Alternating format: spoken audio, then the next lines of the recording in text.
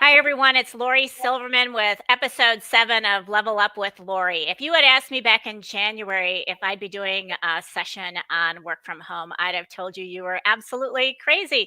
Probably, with the coronavirus going on in China, I might have had it be a fleeting thought, but today's topic is certainly one that's on all of our minds. And I'm very blessed to have with me today Jay Friedman, who is the CEO of the Goodway Group. Jay and I had a chance to work together a couple of years ago on 3 different projects. And he is the CEO of a fully remote global company that's in it would be the digital media marketing space, right? Exactly. Yep. And so Jay and I are going to have a conversation with all of you today. Once I see the notification for the show come up, and we'll see who's with us. Introduce yourself to us and let us know what your questions may be. Right now, there we are. We are live. So let's see who's in the process of joining us today. Introduce yourself. Tell us where you are. And we want to know your questions and concerns that you would like us to address. But the title of this show is something that Jay and I spent a lot of time talking about. And I think it's really the frame for our conversation today. So we talked about it as, are you treating work from home as temporary or permanently indefinite? And I added to that your choice matters. So maybe Jay, you can start us off there in terms of talking about what made you realize that for the folks who are listening in with us today, that it's so absolutely critical that we have perhaps a shift in our mindset. Yeah, thank you. I've been watching LinkedIn and Twitter probably more carefully than ever, and I tend to watch them fairly closely anyway. And I think the theme that I've been seeing is the difference and kind of the two talk tracks between people who are saying, I got to figure out how to make this work for a little while. Mm-hmm. And people who are saying, this looks like it's going to be my new normal for a little while. And I better get accustomed to it. And I think the difference there in mentality is significant. And a lot of what will create people who win faster and better than others. So stay with that for a second. What is it that you think keeps people in this mentality of, saying things like, we don't have to do that now. When we get back together in the office, we'll take care of that, right? That's one of those excuses. Or we can let this slide for a little bit because it's really not important now. That's not what you're saying, right? But before we explore the new, what's keeping people in that frame? Yeah, so I think there's probably a number of things. I'm not a leading social psychologist, but I've played one at work for 12 years. So I think number one, people who don't know how to work in this type of environment and who are uncomfortable and are not being led well around it probably are seeking some just comfort and kind of self-soothing statements, which are very often going to be, for instance, oh, we'll be back soon. And so I just need to get through this time. Again, huge difference between get through this time and maximize this time, right? So I think that's a really, really key idea. And so I think that those that are taking this as indefinite and essentially making it a permanent mindset mm-hmm. are thriving through this and realizing if either this is the first time working from home or that their company's working from home, or even if they're at home and they have kids at home or whatever it may be, we have to find a way to settle in and make this normal and appreciate if and when this goes back to the other way, but not be wondering. It's kind of like the old thing you tell your kids or anything, but like to appreciate the moment. If all you're doing is counting down to what's coming, right, you never get the most out of the moment. Right. And so, and especially since we can't count down, if we're making up things like, well, certainly by the end of March, well, certainly by, tax day isn't going to come and go and I'm still going to be in my office. Certainly we're not going to get to whatever. I think we have to look at this as this is normal. It'll change sometime, but we're not focused on when. Right. So I think what you're saying, and I do want to invite, we have a couple guests with us. Duke Oakes has said, he said he's from Tennessee and he's an introvert. So I think that for him, Me too. I know you are. I play an extrovert on TV, but believe me, this is the most the lights ever go on. Yeah. And I think that what Daniel Simon said, we need to make routines for work happen at home. But let me just take what you're saying just a step further.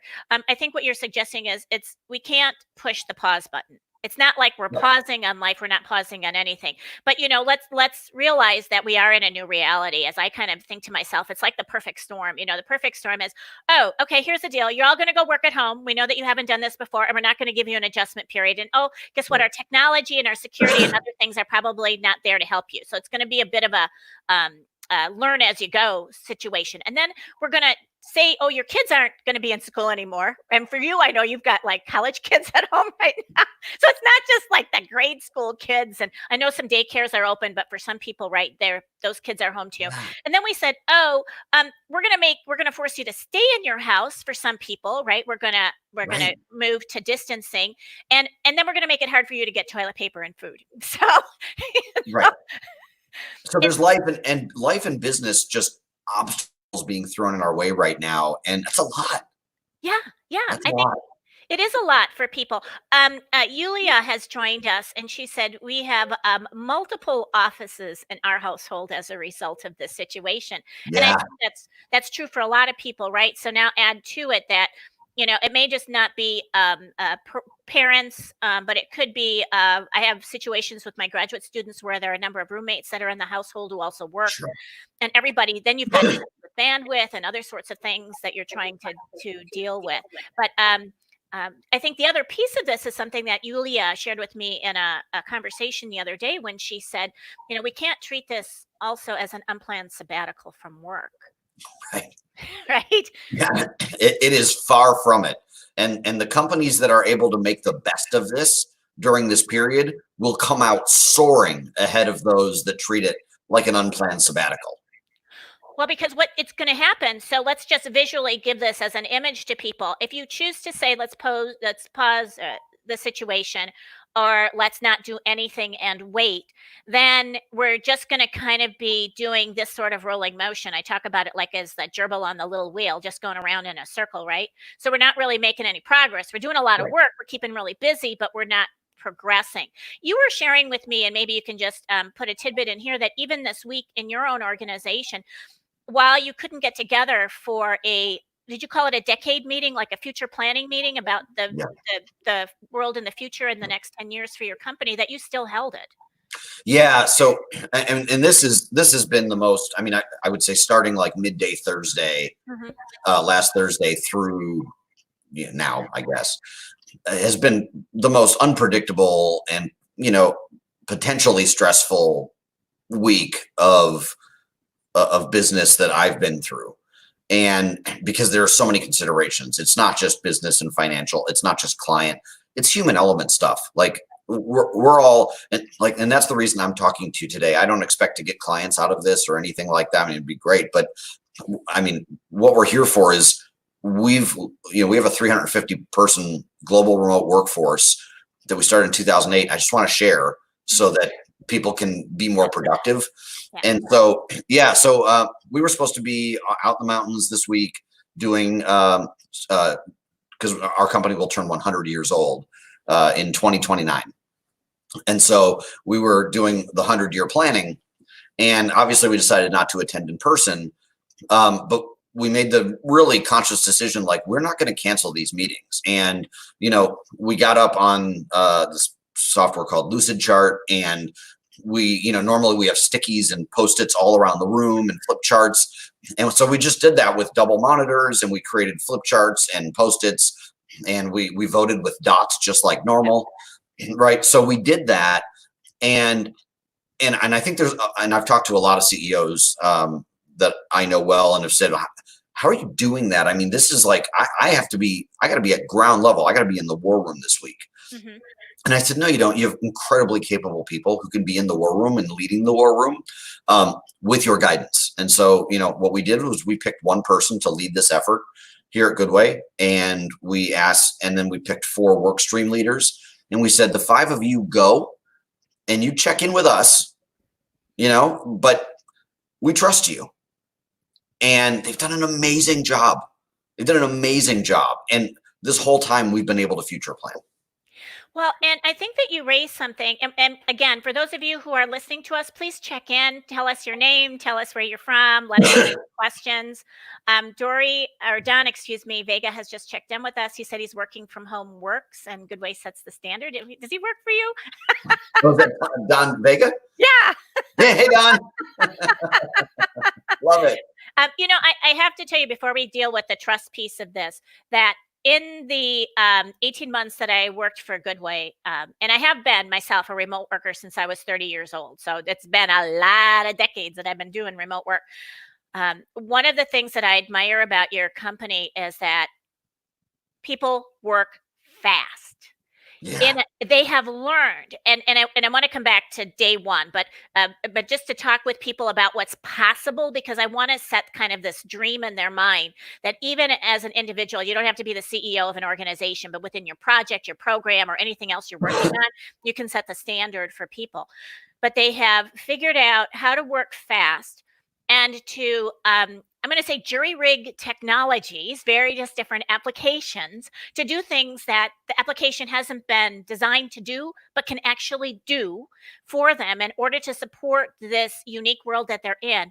And the relationships are stronger than those that I've had in other organizations. There is and it really is akin to what I believe, which is how do you create intimate work through technology, and your organization has figured out a way to do that. But go back for a second to me, because I think this trust word, everybody says, oh, I've got a command and control. Like I talked to a woman this week, a Monday, who said, my boss will not let us go home and work. I mean, I'm like, are you serious? Do you realize this? And so help me to understand, like, when you did this 12 years ago, were you at this point of just saying, oh, I'm going to trust all of you? And So I was, I hadn't worked at home before, but I had worked in satellite offices where there were 5 to 8 people, and there was like a mothership somewhere that had 500. And the reality is that's no different, right? I mean, I led one of those offices, and they had to trust that I was going to come into work, and they had to trust that the rest of us were going to come into work. And I've had people say to me, how do you know anything's getting done if they're working from home? Right. And I go, I know better than an in-office person if it's getting done, because when you're in an office, people can look busy and fool you much easier. I can't see you most of the day when I'm at home and you're at home. So when we agree that by next Friday, you're going to have this to me, and by next Thursday, you're going to have this to me, and by Monday, you're going to have this to me, and it doesn't happen, I'm keenly aware. When I'm in an office and we say by Monday, Thursday, and Friday, and you go, oh man, you've seen all the stuff going around with this client. Like, anyone who wants to pick up on vibes from the office can say, yeah, I jumped in to help over there. Probably not going to get that done right away. And because you're in person, there's almost like a social contract where you can't, someone who says, well, I was jumping in to help, you can't say bad. Right. But when you're at home, if you say, well, I jumped in to help so-and-so, okay, but you didn't ask me if it was okay to delay that. And so we find it much easier to manage timelines, deadlines, and workload remotely than in person. And I want to go back to one thing you said, like the genuine relationships. Yeah. So that's probably the thing I was most surprised about is a couple of years into doing this, so we have 2 offsites a year where we all literally get together physically, right? And we get together and people are hugging each other who've never met. Right. Like, oh my gosh, I've been working with you for 4 months. Oh, how are you? But when I found out that people were flying across the country to spend the weekend with other people and take their vacations with coworkers. Wow. Because like, oh, well, that person lives in Austin, but I live in Minneapolis, so we don't get to see each other very often. So we're going to take our families on vacation together. And being an introvert, I'm like, what? Why would you do that? It sounds like a horrible idea. But when I found out that there was a lot of that happening, I realized, and this is kind of what I tell people, is we make being together in person a celebration rather than a requirement. Oh. And because of that, when we do get together, it's really special. Well, and you are that present in the moment, right? I mean, Yeah. you want to. That was the thing I think, I've been blessed to be at one of your offsites, and I remember saying to people, "Oh, these strangers are hugging me. They don't even know." I mean, we can't do that today, but they don't even know who I am, but they just genuinely like, "Hey, who are you?" And actually spent time getting to know me if they hadn't already met me by video. Right. On Zoom or in the other conversations that we had. I just want to, a couple of comments came through Sure. here. Michelle said, I work harder and longer from home than in the office because there are no distractions and interruptions. And Daniel said, ditto that as well. But I think you said something really important here. There's a couple important things. One is, you've actually reinforced, and people may not be aware of this, but Johnson Controls a few years ago commissioned a study on the smart workplace of 2040. And your experiences confirm what their research for the future shows, which is that work will take place in a very flexible, kind of fluid way, and that people will find ways to co-work with each other, but that when you come together, there will be this celebration, as you talked about, their words are different, of the ability and the time, and I won't waste it. And I know that Right. at your offsites, people literally go from like the crack of before the sun rises. They are Literally. physically together, literally. And the sun has set. And if they didn't have to sleep, they wouldn't sleep because No. they literally want to have these one-on-one conversations. So the bonding piece, I think, is much more meaningful to people, and because they know it's short. It's a short time period. But what they've also done is, from what you've shared, is they find other ways to come together. But it's not necessarily around work. It can be around social and families, which only serves to strengthen the loyalty. And I know that you've shared with me over the years, but I'd love for you to share with our listeners here today the sorts of results, because people say, I got people telling me that the challenges to shifting this mindset as studies show, people might be more productive, but they're not creative and they're more stressed. And so, I know you collect a ton of data. So talk for a little bit about that and how you know that this is working. Yeah, I think we moved to this model in 2008, and obviously 2008, 2009 was a tough business climate. Oh yeah. Well. But really starting from 2010 through last year, we've probably 7 or 8x'd in size. And so, 700 or 800% growth. Yeah. We've made a lot of mistakes too. Don't get me wrong. This is not just, we figured this out right away. Right. And the growth did not come at the expense of either gross profit or net profit. We were able to, sustain and maintain healthy levels, fair levels. And so I don't know any ad agency or advertising company that's able to make outsized profits, but we do our best. And so I think that, so we certainly had the growth. Our retention numbers are fantastic. We measure regrettable and non-regrettable losses. And so I think what's important to me is looking at the regrettable, transition rate. And it's been sub 3% for like 4 or 5 years. And so, so we do measure everything. And I think, but again, it's easy not to measure things when you're in person, because you can just look over the cube wall, or nowadays, I guess it's these long desks with 8 people at them, and, throw a piece of paper at them and say, hey, what's that number? And so as a result, it's not documented, and it's not somewhere. And as you mentioned, we use tools in ways the founders probably did not intend. Right. Yeah, go ahead. I was gonna say, but you've got some interesting engagement numbers though too, because you spend a lot of time looking at employee engagement, and Yep. you've designed, because this is one of the projects we worked on early on, was an employee performance management system that really Yeah. also tends to strengthen some of this, correct? Yeah. So I think from a macro view, I mean, because I can get into specific as Right. we want, but from a macro view, I think that if companies take this time to build systems that work for a remote environment, when they get back together in person, they will be a better company for it. Hmm. Because if it works remotely, it's only strengthened with in-person connections. Right.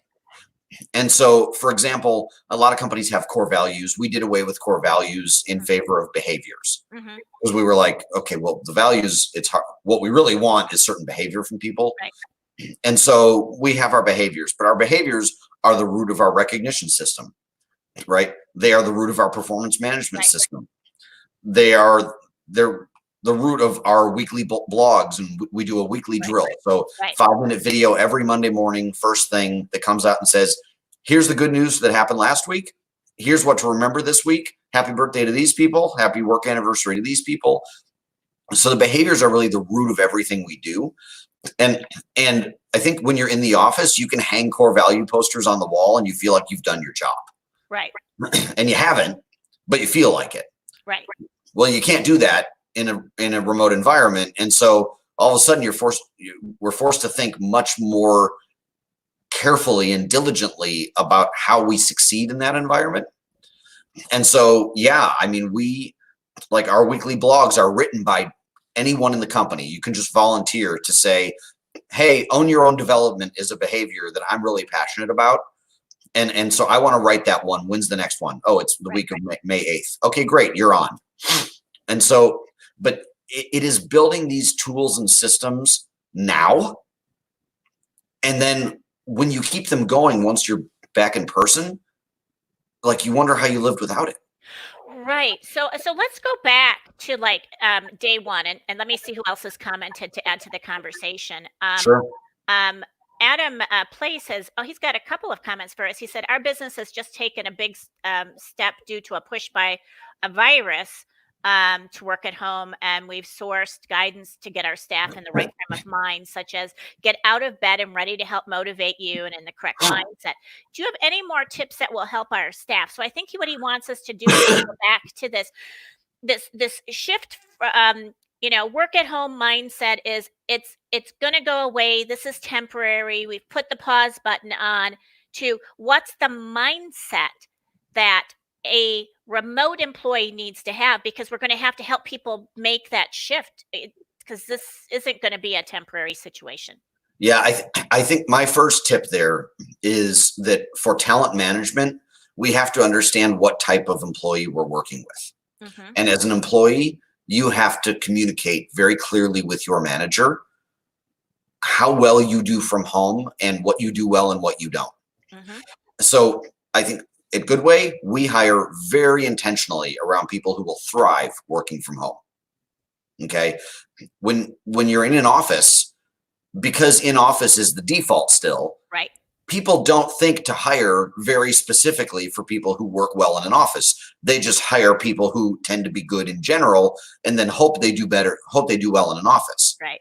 Right. And so the first question that I would ask an employee today is, you've been working at home a couple of days now. How are you finding it? What are you finding more productive? What are you finding less productive? What are you finding invigorating? And what are you finding frustrating? Take those nuggets and work with them, because we have hired people before, despite our checks and balances, who 3 weeks in have said, I can't do it. Mm-hmm. And they were like, I thought there was no chance that I would be like this. I thought I could do it. It was easy. I can't do it. And it's like, okay, this isn't a fit. But if you have people like that today, you don't have a choice, right? You can't come back into the office. Right. And so the key is not how to talk them down or off a ledge or anything like that. The key is totally understand, what can we do where you're getting as much as we can give. So for instance, do you want to do a virtual happy hour tonight? right? So maybe it's you and 4 other people and me, and we're going to get together at 5 p.m. and we're going to grab the beverage of our choice, and we're not going to talk about work at all. Right, right. So you skipped out for a second, but I think the Oh, piece sorry, yeah. that we made, that's okay. But I think the piece that you said is that there has to be a question also that's how can I help you? Yes. Right. I mean, I have graduate students who are online. I have one who's in quarantine in Italy right now. I mean, and so, oh yeah, and she gives us stories. But I've been in contact with her every couple of days, and my and I don't just say how can I help you. I add to that, here are the ways I can help you. Yeah, So I think because people are like, I have no idea. Can you get me meat? Can you get me poultry? I mean, and well, it is. And sometimes I'd say to people, here are the stores that I know of that have right. things in stock, and Yeah. wherever you live, and maybe you can get that. But I think it's more about, here's how I think I can assist you. And even when I'm responding, I sometimes don't ask for that information in a call like this. I actually ask for it in an email, because sometimes people are willing. It's kind of like the bartender at the bar. I'll tell the bartender more than I will, tell my family. And if I Right. tell you it in an email, I might actually disclose more to you. And then I can come back with, hey, do you want to talk about this more in a face-to-face call? But I love what you've also said about the virtual collegiality piece of it, right? We would Yeah. have gone to break. We would have done lunch together. Why Right. can't we still do that? Or we would have gone out for something to do after work. Maybe we worked out together. Why can't we still have those conversations, if I'm hearing Yeah. you correctly? And you can still, use Zoom or Slack or Microsoft Teams or whatever it is, and have co-working sessions. So there are times where three or four of us will get on video, and we'll just keep it on mute, and we'll just work away, right? But then I'll unmute it and I'll go, hey, did you guys see this? This seems really interesting. And they'll unmute and they'll go, oh, no, let me take a look. And we'll post it up and we'll all take a look at it. You can co-work Yes. remotely. It's not the same, but it's maybe 70%. But back to the part about, as a manager or an employee, we got to think about what fills people's tanks. And for introverts, it's alone time, right? Yeah. Like Right. a couple hours of alone time every day, and I'm good to go do what I'm supposed to do the rest of the day. But for others, it's not. It's the opposite. It's socializing. For some, it's creative brainstorming. We have to acknowledge what fills our employees' tanks and be very clear with what fills our own. Right. And get that every day. Well, and I want to take that a step further, because I think that I'm one of those outliers. I'm an extrovert. I get a ton of energy from being with other people. I'm not allowed in my building to have a pet. And there's 110 units here, and we've been told, I live on the Strip in Las Vegas, and we've been told that we can't talk to our employed staff anymore. That we're only communicate. Yeah. So before we could go into their office and have a chit chat with maintenance or a chit chat with property management on site, but they're like, nope, keep your distance. You're going to send us an email. Oh, just right now, you mean? Yeah, just right Oh, now. I thought you meant like permanently. That was a new rule. I'm like, what? Well, I don't know. It was in the elevator. It could be a new rule. You don't know our building. No, that's not. But in any case, and I've really started to think about that. Even if I have 5 of these sorts of calls on a given day where I'm seeing people, it's kind of still not enough for me. And Right. And so if if you have employees like me, there's still something else, and I haven't figured out how I'm going to get it, because I can't have a pet. And so it's this really rich sort of human contact that I've grown accustomed to. And I think that there are people like me in the workplace, but I'm just saying to folks, don't forget those who are single and live alone, because they've got other issues that are completely different. If it were you and you're an introvert, you might be just fine. But I work a lot alone. So I have to really set my mental frame a little bit differently. But let's continue with what he said. So we've talked a little bit about some of that mental model shift, the sorts of conversations that we need to be having with people. I'm also assuming that from a team perspective, I've got to sit down and rejigger expectations, right? We're going to need to get together, and we're going to need to talk about how are we going to work in this new normal. Yeah, I agree. And you do that with all your teams that's just a natural set. I mean, you've got your list of behaviors so people know, but I think in this environment, like you said, the values on the wall don't talk to those. And if I have team expectations, they probably didn't talk about how we're going to do work virtually. Mhm. And that can be problematic for people as well. I was just wondering if you wanted to add anything else before we go on to another topic in terms of that mindset shift. Yeah, so I'm at some point it probably is smart to talk about tools, but I think my preface to that would be it's not about the tool. And so I think that when people are rejiggering their expectations and saying, okay, like their first thought is often like, let's get a tool that will help us get together. And so people process tools, right? People's number one. You get the right people, you can do almost anything. Right. Now, getting the right processes in place with the right people is immensely helpful as well. Mm-hmm. But if you have the right people and the right processes, the tool is almost, it's like it just makes things go a little easier. Right. But, people are like, I need a project management tool. Like, yeah, Basecamp and Asana and Trello, they're better than an Excel grid, but they're not required. Right. Right. And you can do it in really, I mean, you could use almost any tool, a shared Word doc or something to manage anything. Not ideal, but with the right people and the processes, the tool is not the issue. Well, that takes me back to when I first started working with virtual teams in the year 2000, when because I use a Mac wasn't compatible with almost any tool that was available for co-working, so to speak. Right. And it was crazy. So I would have to go. I remember I was doing work with Lucent on a worldwide project where we were going to bring together several hundred people in 3 days to make real work, real time happen. And we needed to have a team of people every week. We talked for 4 hours, and I had to go to an office, and it was the screen and the phone and all these other things. But you know what? We did it. And so I think that we can jury rig anything. It's just like you said, it's easier. I wanted to go back to Adam because he does talk a little bit about tools. He's a business analyst, and he says, Okay. I use Skype, I use Jira, I use Confluence. I found it difficult, and maybe you can speak to this, to conduct those collaborative style meetings, which I know you guys do. Yeah. Suggestions as I resorted to recording to document and use the messenger section on Skype and shared previous actions via screen share. Yeah. So I would say if you're on Skype today and you can move to Slack or Teams, I would highly recommend it. And Zoom for conferencing. Right. Like Zoom it just does work better, we found. And you can replicate it you can add polls and you can add whiteboarding, right? So you can replicate so many of the tools that you do in person. Mm-hmm. And I think, one of the tools we've completely abused and probably used in ways that the founder never intended is called Fun Retro. So it's funretro.io, and it's used for retrospectives in tech and looking at how did a project go, what went well, what didn't. But man, we use it for brainstorming. We use it for voting. We use it for all sorts of things.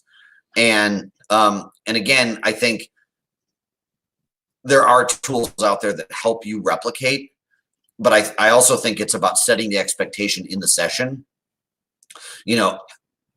I find that when we go into a session, I never begin the session with, listen, guys, I know we're remote, so this is going to be hard, right? As a leader, I go into the session and I go, guys, today is when we're going to come up with a fantastic idea, right? And it's just setting that expectation and saying, tools be damned, it doesn't matter. This is the smartest group of people I've ever worked with. Mm-hmm. And because of that, I have every bit of faith and confidence that we're going to come up with the best solution possible. Now we just need to use our brains. And I think a little bit back to what you were saying before is everybody has a different routine and how they are creative. And so for me, like 7:15, I sit at my computer, I triage email, right? So it's like, okay, if there's anything super important, I forward it on, I take care of it. 7:45, I'm out the door and I go on a walk, and I go on a 1 hour walk.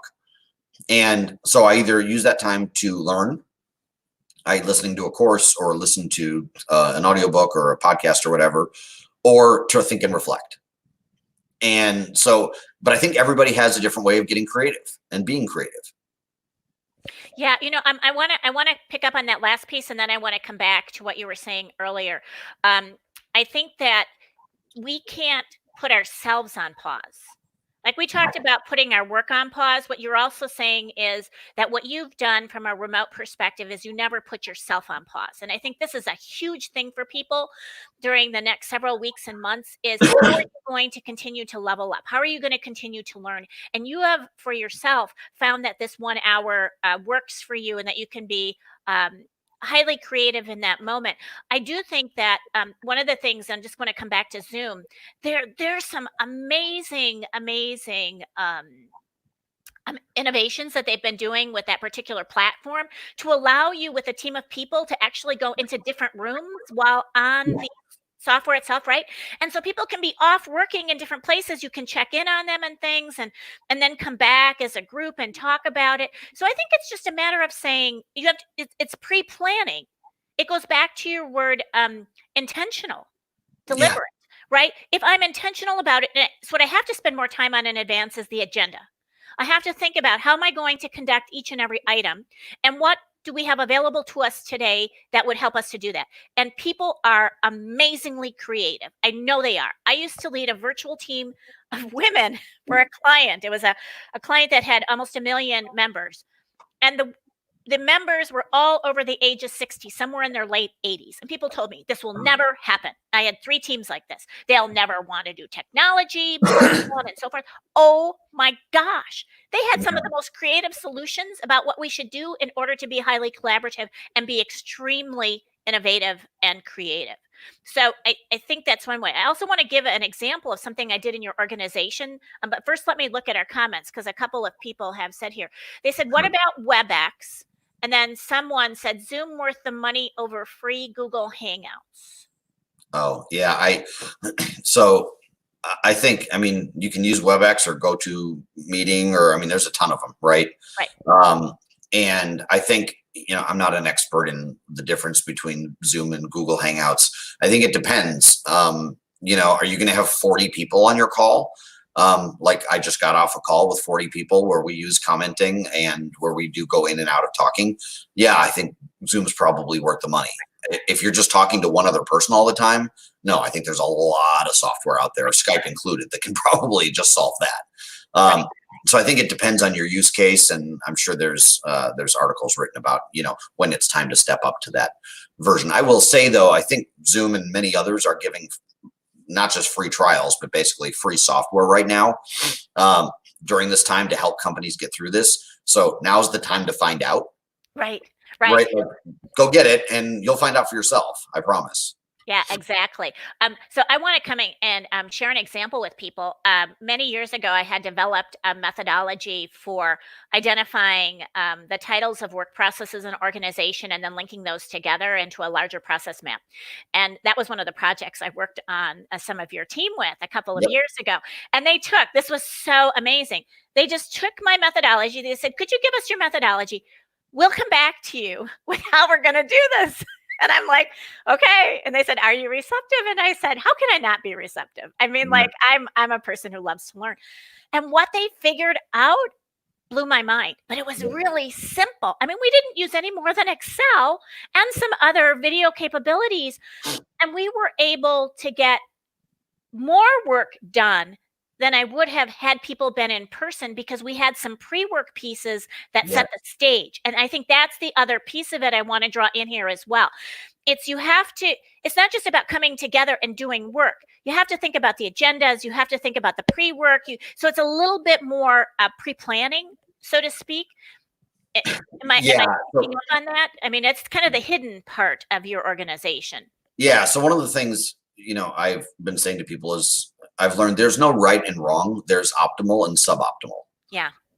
And so if you're going to have a meeting, whether it be 2 people or 10 people or 80 people, it's rare we achieve optimal, right? So the question is how close to optimal do we want to get, or how suboptimal do we want to leave it?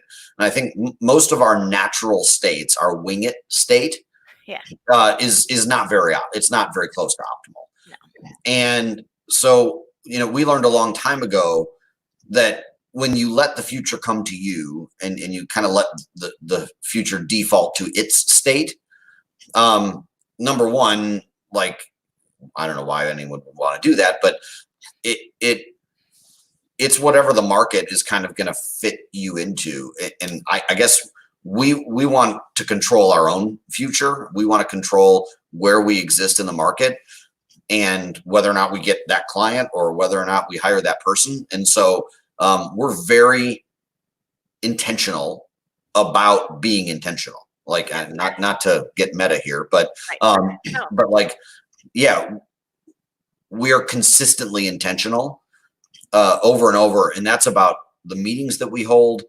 Like, one of our behaviors is control your calendar, and then in parentheses, or it will control you. Mm-hmm. And so we're constantly reminding each other, like, go clear out those one-on-ones that you don't need anymore.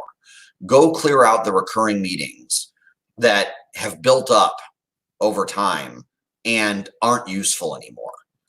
And so, but again, that requires being intentional.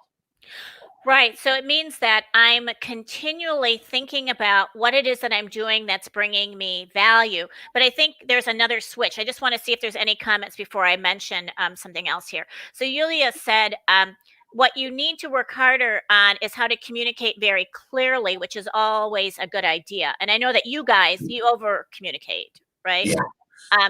And then Louise just said that he's going to take your advice and that he will look into the things that you've mentioned. So that's very kind. Thank you for the feedback. And now I've just forgotten my. Well, so in terms of in terms of over communicating, I think so. Number one, you can't read tone in an email. Right. But with the tools that we have today, so I would suggest a couple things. Number one, like, use a Slack or a Teams channel instead of email, because you can put GIFs in there, and you can, put all sorts of stuff that help improve the tone.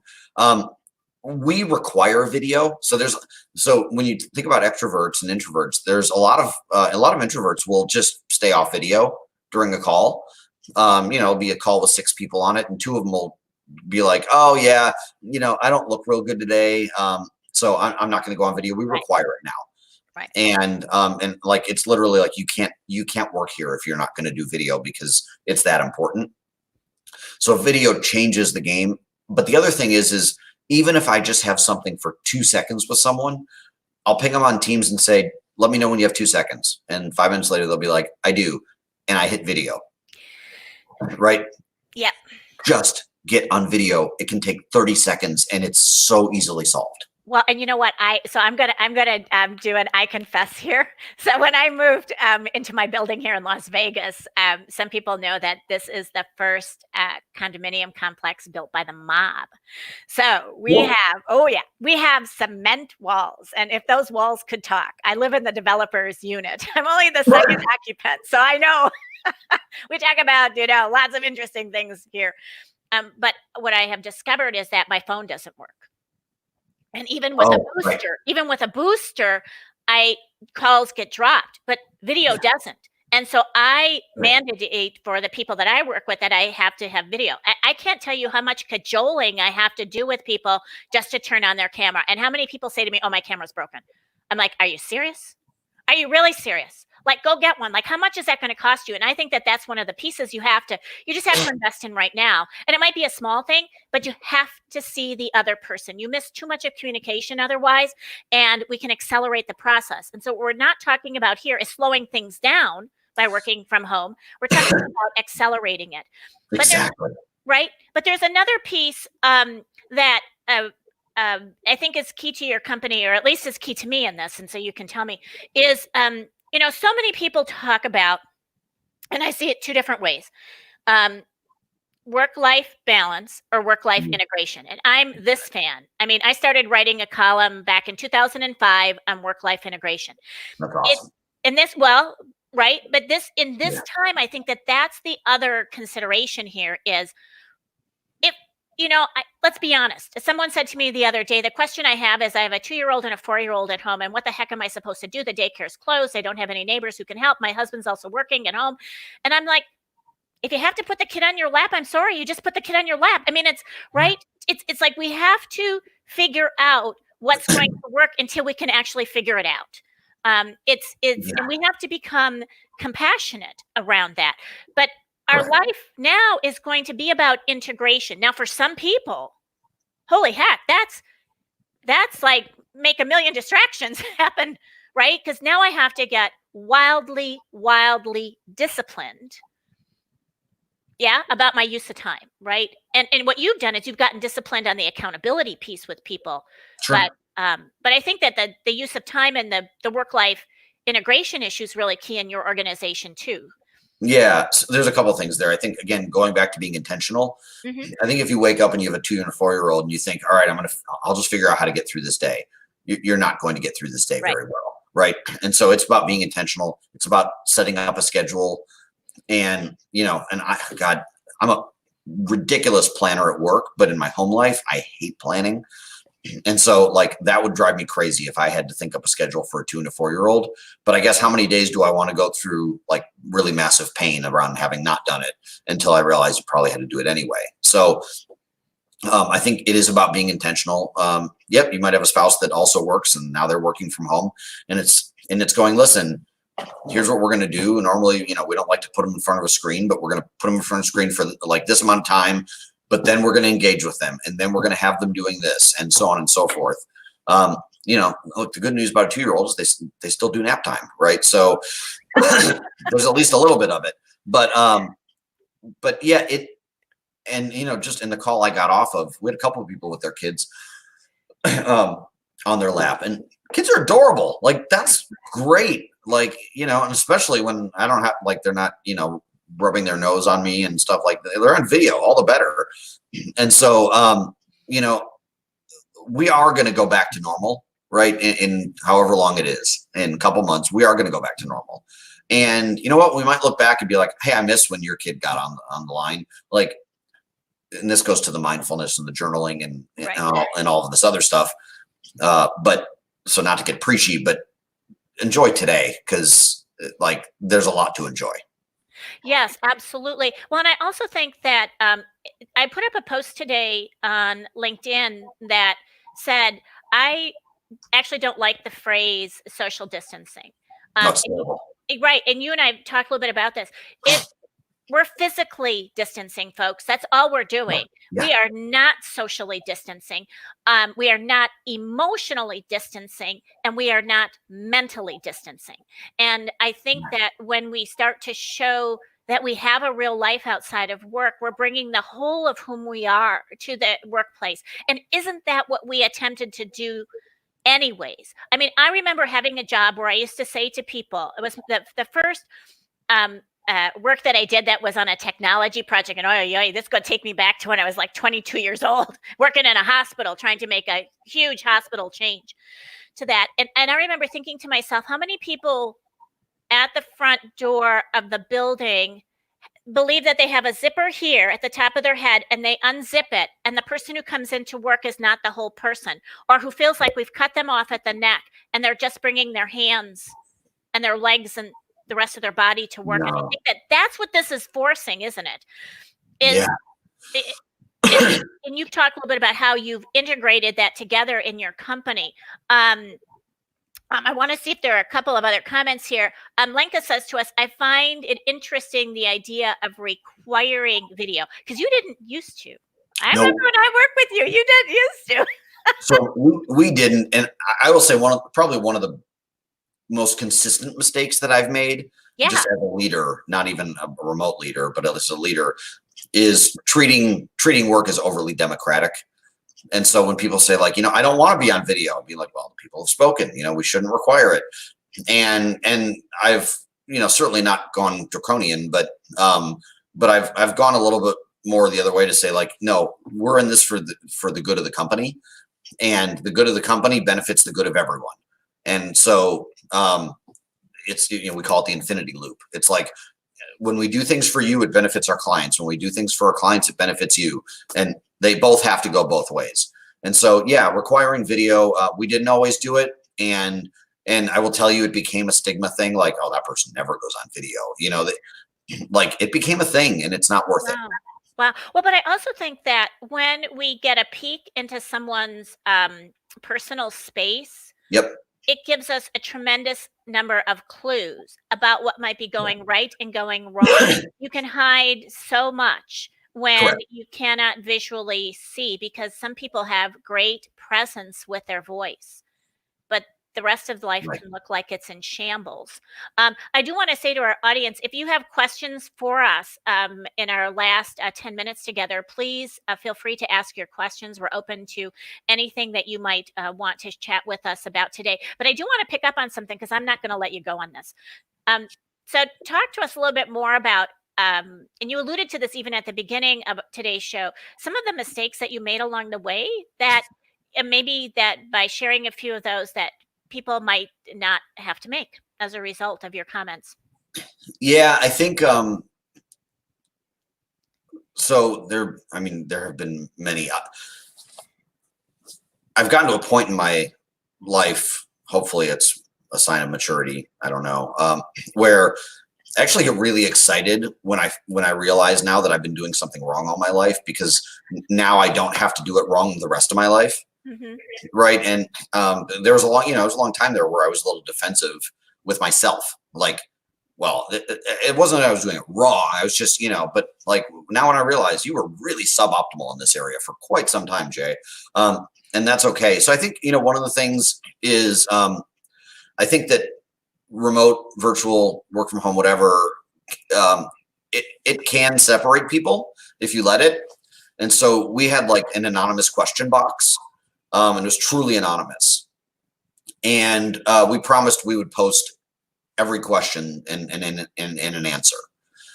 And the anonymity drove people to ask some things that were not worded, that productively. And so, but we did it, and it turned into kind of just almost like a bad show, where, people were like, oh God, what did people ask this week?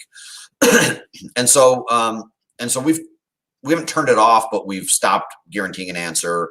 We answer a lot of them privately now because the tool allows like a reply to that person. We still don't know who they are, but I think again, just in general, I probably underestimated the degree to which people want to be led. Really? Yeah, because I never did all that well having a boss. Especially the boss, and a lot of my bosses treated me like they were the boss. The ones that didn't, I loved. Mm-hmm. Like they treated me as a partner in the business, and I loved that. But the ones that treated me like, look, I'm the boss, I hated it. And so I had a little bit of a maybe utopian or, again, overly democratic view of like, look, we're hiring adults. Let's let adults be adults. But I think, if you look, and this is no commentary on any political party one way or another, but I think if you look at any country around the world right now, what people are craving is leadership. They're craving for someone to stand up and say, here's what we're going to do. Yes. As a result, it's going to be fine. And the countries that have that are feeling better, and the countries that aren't are frustrated. Mm-hmm. And so I think I underestimated that for a while. And the degree to which I wanted people's buy-in. I think there's a difference between buy-in and getting a vote, for example. And so I think especially during this time where people are craving leadership, because so I don't watch the news, right? Like I don't even know how long, 5-10 years, who knows? And I really don't go read the news either much, by the way. Like, and so, but there's a lot of people who the minute they leave work, they turn on CNN and they want to know what happened. And, they're panicked about the market. They're panicked about the spread of the virus.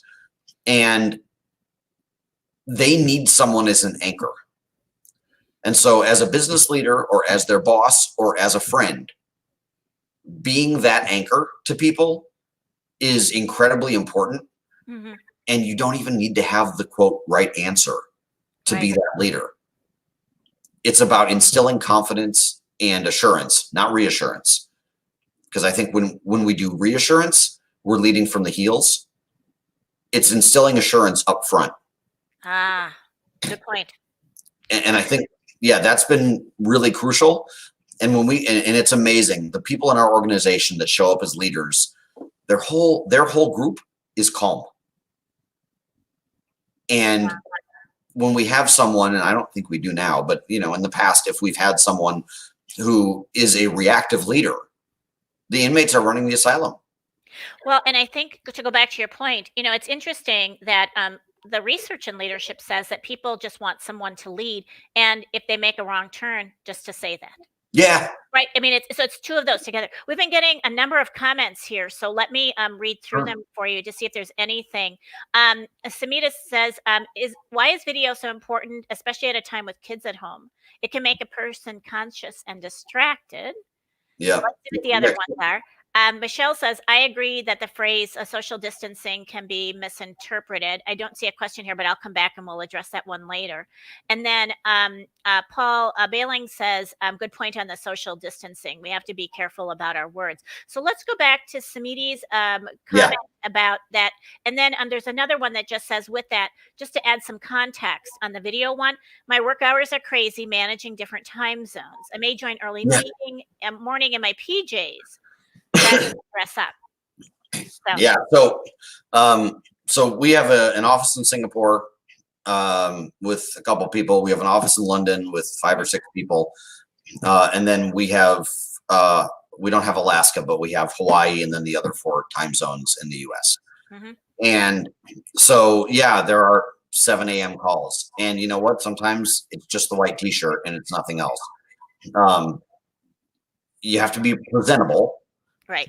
Pajamas can be presentable sometimes. I think, and look, it depends on your organization's culture, but I don't care what people show up, and I don't care if they have makeup on.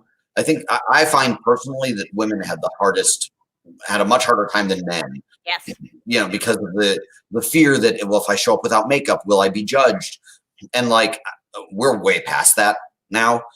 I also think being able to see into someone's space, like you said, when I picked out these curtains, I didn't think I would look like I was in a UFC cage match. Now I realize that, so that was not intentional.